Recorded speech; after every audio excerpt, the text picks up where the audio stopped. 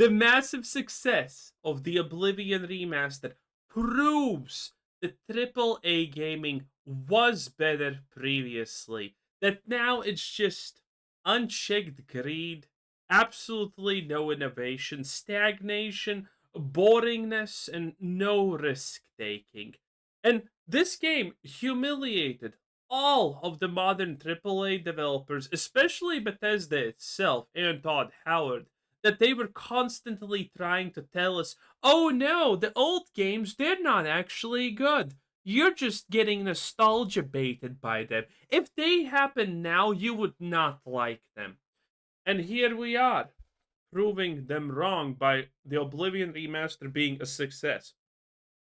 And furthermore, if the game is running good for you, you can make it even better, okay?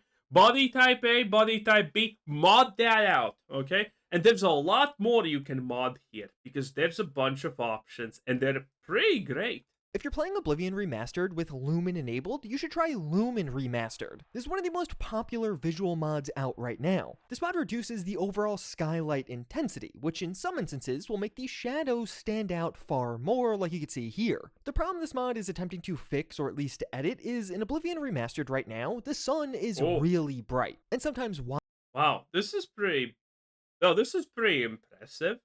And mods like this are absolutely great. You know why mods like this that just change the coloring of the world are so good?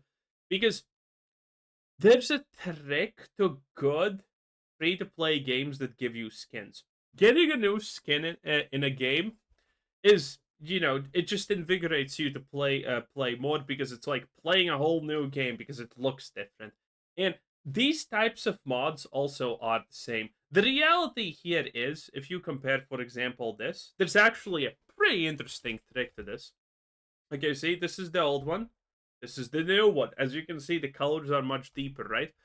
Well, this is more like the sun is in the middle of the sky, and this is more like the sun is gonna set soon. And this is your choices. It's up to everyone to each and own's preference how they want this to look, but this is a good option because again, if you're playing something and you're enjoying it, slightly changing how it looks has a very long and big impact on your enjoyment. So try it if you're starting to get bored. Washes out the shadows, reducing the overall contrast. This mod tunes that down, so the sun's not going to be quite as bright, so in turn, some scenes are just going to generally be a bit darker as you play with this one, but I think specifically when Oblivion's at its best, when you're out in the open world exploring, things do look quite a bit better with this mod. That shadow contrast is just far greater, and it feels like you're getting a more extreme version of the Lumen ray tracing. And at the very least, I would definitely recommend giving this one a try. Lumen Remastered comes at no cost to performance since it's just a skylight edit and does work whether you're using hardware or software Lumen. And the modding scene's even starting that's pretty interesting to expand to new things, like with Rex, a dog follower. This is going to be one of those early mods for a game. It's a super simple dog follower. Not calling it dog meat. What a letdown. Follower that will literally just follow you around and then help you in combat as it does pop up. Rex can get knocked unconscious by you, but otherwise is going to be an essential and invulnerable NPC that can help you out at all times. And honestly, even though it's super simple, I still think it's super worth it. Having a dog around does upgrade Oblivion. It's fun, but get the arrow out of his eye socket, please. Also, dog companions cool, but when are we going to introduce cat companions or something like that? A bit later in this video, I do want to talk about the recently released unofficial Oblivion patch drama, and why you perhaps shouldn't be using that mod, or should even be uninstalling that mod if you have it already, but also talk a bit about the state of Oblivion modding right now. What's possible, what's not possible, and what's coming next. But we also have some new mods changing up combat in really interesting ways. I feel like with this 3-mod combo I'll show you here, I got the combat in Oblivion Remastered to be a lot more fun and unique. Shield players. Taking the easy way out. Compared to what it is by default. But first off, did you ever notice how in this remaster you can't cancel a swing? Here, I'm clicking twice and then immediately trying to block, and you can see I'm typically forced to carry out 1 or potentially 2 of those swings. Yeah, that's annoying. The full animation has to play. And what you'll notice is in gameplay, this often makes it so you end up taking extra shots from enemies because you're failing block timings, or at least I am doing this all the time. Or just grabs or barracks attack canceling, which changes this behavior. Now you can cancel any I mean, that's pretty overpowered, and I don't think you need anything even more overpowered than this game, okay? Pure light loons literally is effectively the how do I say this politely? Uh the um manual shifting people. So, it is what it is. The attack with a block almost immediately. This makes it so you could far more consistently attack once and then very quickly block right after. This will definitely make the game I don't know, giving people who are bad a way to be continue being bad and not get punished is kind of against my philosophy as a human. easier in some ways. You can more quickly deal damage and then start defending. But for me, as somebody who has played a ton of melee games already, I just prefer things being a lot more responsive. Listen, listen. I'm not advocating slavery, at least often, but there's a reason we got where we are, and that's because we took the weak and we got rid of the weak, okay? The world belongs to the strong, so if you're too stupid to not spam click your goddamn mouse button so you can block a time or two, I mean, it's over. Than they are by default. This mod, while being simple on its own, does actually have a pretty large impact on how much fun I was having in combat. It just makes it all feel a lot more snappy and responsive, like you're actually doing what you want to. And you can improve that even further with extended weapon range. One of the rather odd choices made with the Oblivion Remaster is some weapons just got smaller. Compared to Oblivion originally, the swords, axe, and claymore all had their ranges reduced. And this is a fairly noticeable 10 to 15% reduction in your range. Extended weapon range will restore those values to the Oblivion originals, and you can absolutely feel this in gameplay. With this mod installed, you basically get to stand 1 or 2 extra steps back from enemies and still land all of your hits. The Claymore in particular just feels way better. It feels like you could really abuse the range of that. This, of course, isn't going to apply to all of the weapons in the game, just axes, swords, as well as the claymore, and pairing this with attack canceling totally changed up combat for me. You can far more easily trigger parries because you could just immediately block, but then step back and abuse that extra range to get off some free hits on that enemy. And while I was filming this video, another mod dropped that fits in perfectly with timed block. This will make it so if you get your block timings almost perfect, you'll get additional benefits in game. Just like modern games, getting a perfect block will trigger the slight time slow, but also negate any damage done to your health or your stamina. Typically, even if you block an incoming attack, you're going to lose some stamina as well as some of your HP, but if you get a perfect block with this mod, all of that is gone now, basically rewarding you for getting that timing just perfect. And every aspect of this mod is configurable. If you wanted to add back in the damage to stamina and health, you can. I don't know. This looks like a bunch of easy modding. And you can remove the time slow. This slightly feels like journalist mode, and also this time slowing doesn't actually seem that good. Not gonna lie. Completely, or make the perfect block I love time slowing when it's on kill animations. window way smaller, so it's a lot harder to actually hit. But I found these 3 mods together to just make combat really enjoyable for me. It definitely is making combat a bit easier as a whole, but not in a cheaty or absurd way. And if you're sitting there watching as a mage all sad, don't worry, I didn't forget about you guys. Another really great combat mod is unique elemental spells. This mod adds in additional effects on the fire, frost, and shock spells in Oblivion. By default, magic damage is really all the same, just a general elemental damaging attack. In Oblivion, it's not like frost slows down enemies by default. That was a new thing for Skyrim. Or just download this mod. It'll add flame damage to fire spells, so they'll hit even harder. It'll add drain speed or fatigue damage to frost spells, so it'll effectively make some of those enemies slow down, as well as magicka damage to shock spells to make them an anti-caster weapon and drain their own magic abilities.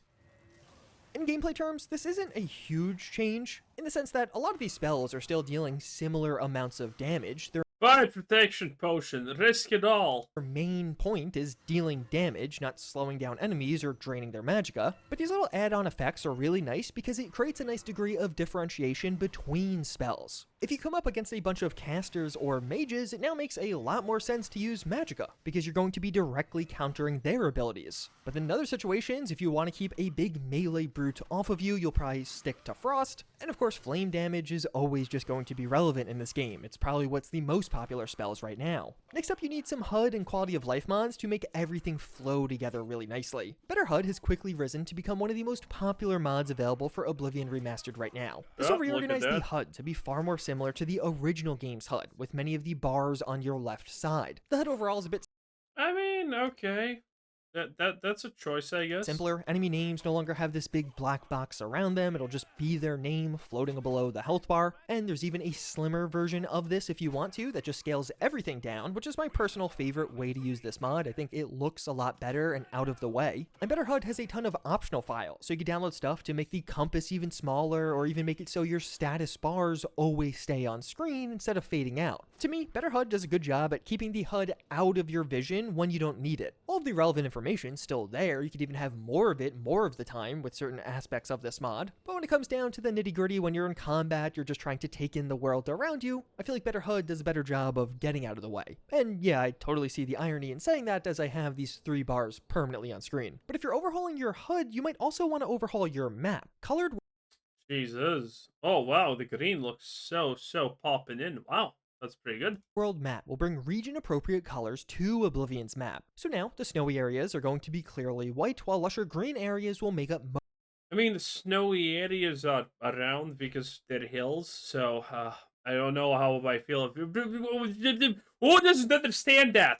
most of the map Who needs fucking color coding for this? overall. But what might be even more handy here is additional map markers. This will implement new map markers for commonly visited locations. This including your player homes, which is honestly massive. No more having to land and run to your house, just spawn right out front now.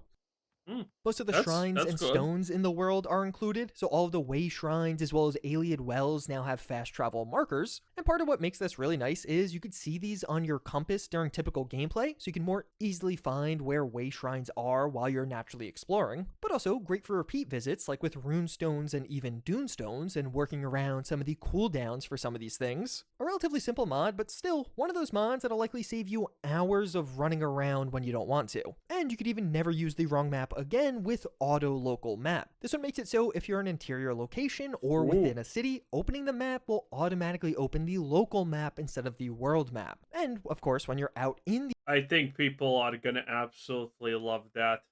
Oh yeah, and yeah, people are probably gonna like that, especially if you can zoom out normally.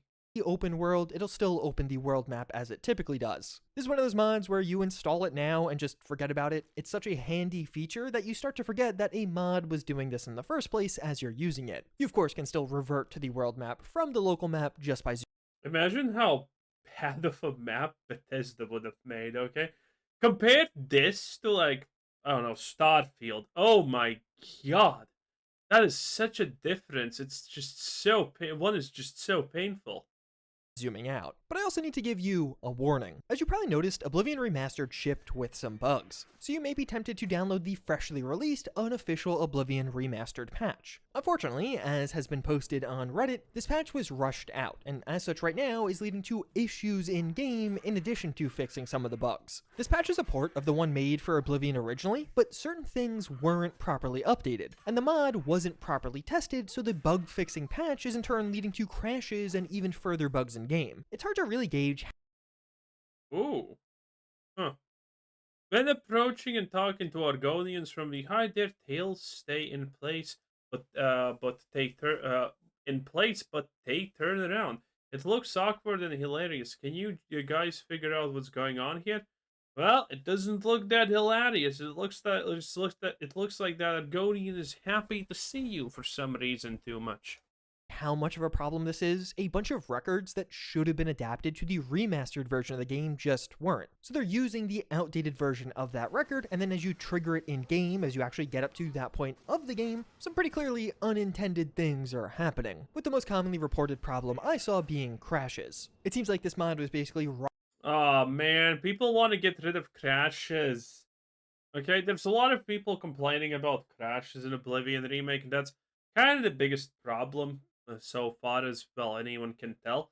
That a lot of people are crashing. Some people aren't crashing, but a lot of are, and it seems completely random who is who isn't. People with low spec computers are not crashing sometimes at all. People with super high end shit are crashing constantly, and some aren't. It seems completely random. A lot of what creates a lot of crashes probably has to do with what everyone has in their computers and how compatible it is to the game.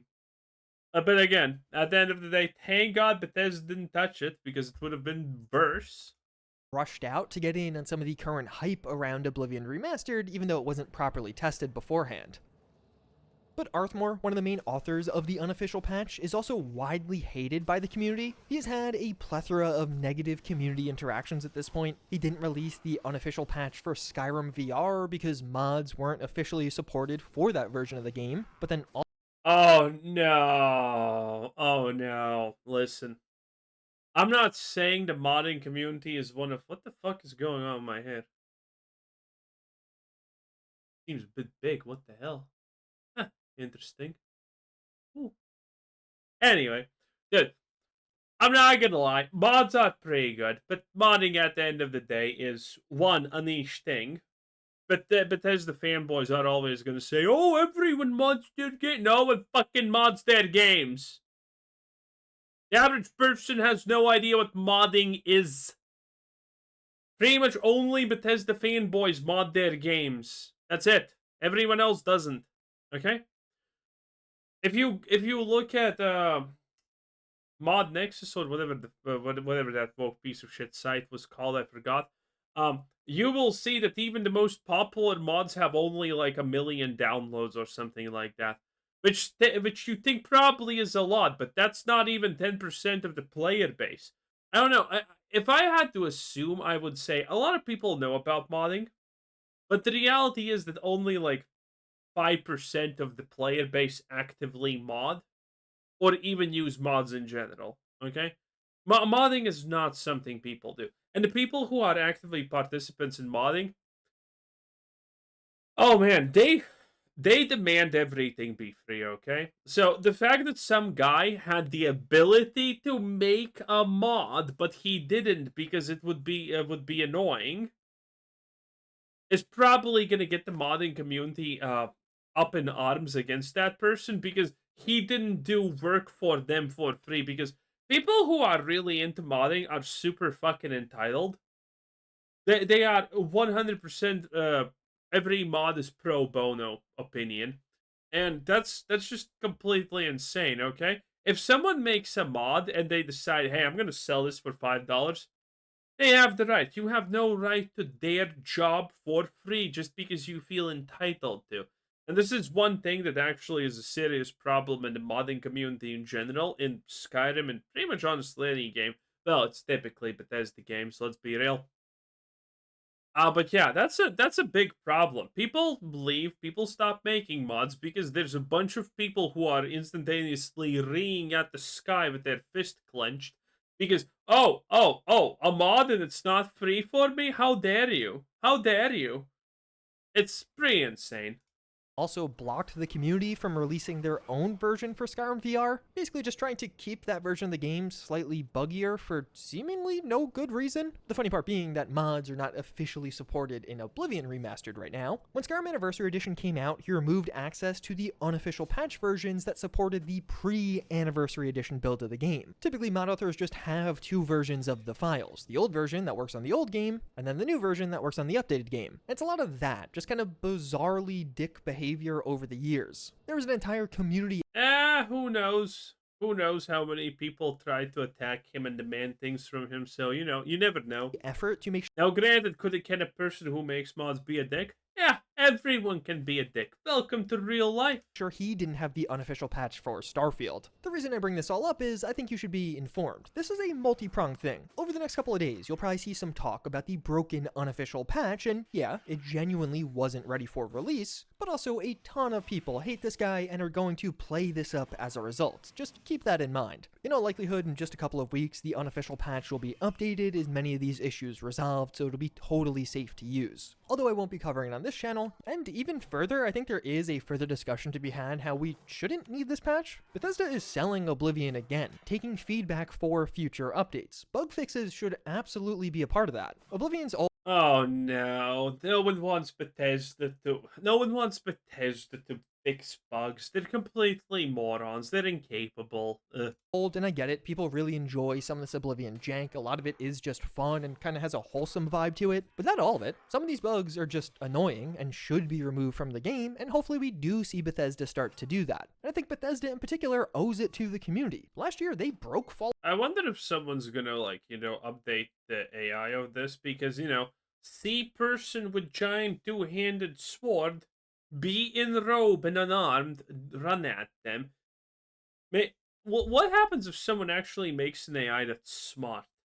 Fallout 4 with an update and just left it that way. The game's still broken right now. Fallout 4 is in a worse spot. Bethesda did that, by the way, to try and sabotage the Fallout New London mod for Fallout 4. They probably did for that to just ruin everything. Bethesda has a history of doing that because they don't want people to understand how bad of a company they are. So they try to sabotage a lot of things. So the Oblivion Remaster patches, official patches from Bethesda, also are going to be probably problematic in my opinion because again, Todd Howard is not enjoying the success of this game because it just exposes him and Bethesda for being incompetent and bad at their jobs.